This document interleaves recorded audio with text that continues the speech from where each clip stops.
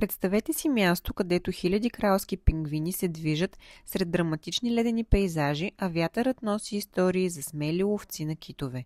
Южна Джорджия е скрито съкровище в Южния Атлантик, където може да видите морски слонове и албатроси, да разгледате изоставени китоловни станции и да опитате уникални ястия, като прясна треска и топъл морски хляб.